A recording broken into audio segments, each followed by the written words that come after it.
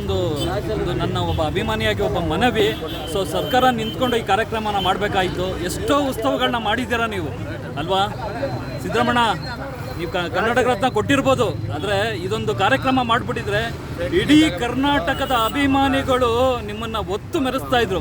ಬಾಸ್ನ ಯಾವ ರೀತಿ ನಾವು ಪೂಜಿಸ್ತೀವಿ, ಗೌರವಿಸ್ತೀವಿ, ನಿಮ್ಮನ್ನು ನಾವು ಕೊನೆವರೆಗೂ ಅದೇ ಥರ ಇದು ಮಾಡ್ತಾಯಿದ್ದೋ. ಬಟ್ ಇದ್ರ ಬಗ್ಗೆ ನೀವು ಗಮನ ಹರಿಸಲಿಲ್ಲ. ಆದರೆ ಒಂದು ಸಂಪುಟ ಸಭೆಯಲ್ಲಿ ಅದಾಗುತ್ತೆ ಅಂತ ಅಂದ್ಕೊಂಡು ತಿರ್ಗಾ ಎರಡನೇ ಸಂಪುಟ ಸಭೆ ಬಂತು, ಅದರಲ್ಲಿ ನೀವು ಕರ್ನಾಟಕ ರತ್ನ ಘೋಷಣೆ ಮಾಡಿದ್ರಿ. ಸೊ ಆದರೆ ಸರ್ಕಾರ ಈ ಕಾರ್ಯಕ್ರಮನ ಮಾಡಬೇಕಾಗಿತ್ತು, ಆದರೆ ಎಲ್ರಿಗೂ ಮಾಡಿದ್ದಾರೆ. ಹೆಸರುಗಳು ಬೇಡ, ಕೆಲವರಿಗೆ ಮಲಗಿ ಅದಾದ್ಮೇಲೆ ಮಾನೇ ದಿನನೇ ರತ್ನ ಘೋಷಣೆ ಆಗಿತ್ತು.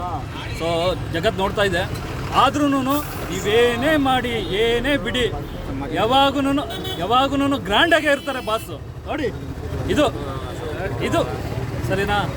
ಯಾರಿಗೇನು ಮಾಡಬೇಕು ಅನ್ನೋದು ಇದೆಲ್ಲ. ಪ್ರತಿಯೊಂದರಲ್ಲೂ ಅಣ್ಣ ಮುಂಚಿತಲ್ಲಿ ಇದ್ದಾರೆ. ನೋಡಿ, ಕಟೌಟ್ ಜಾತ್ರೆ ಮಾಡ್ದು, ಬುಕ್ ಆಫ್ ರೆಕಾರ್ಡಲ್ಲಿ ಇದಾಯಿತು. ಪ್ರತಿಯೊಂದರಲ್ಲೂ ಅಣ್ಣ ದಾದಾನೆ. ಯಾವಾಗೂ ಅವ್ರಿಗೆ ಕೆಲವ್ರು ಹೇಳ್ತಾರೆ ಕಟ್ಔಟ್ಗೆ ಕಳೆ ಬಂದಿದ್ದು ಯಾರಿಂದ ಅಂತ. ಅದನ್ನು ಕೆಲವರು ಅರ್ಥ ಮಾಡ್ಕೊಬೇಕು. ಕಟ್ಔಟ್ಗೆ ಗೌರವ ಅಂತ ಬಂದಿದ್ದು ನಮ್ಮ ಬಾಸಿಂದ, ವಿಷ್ಣು ದಾದಾಯಿಂದ.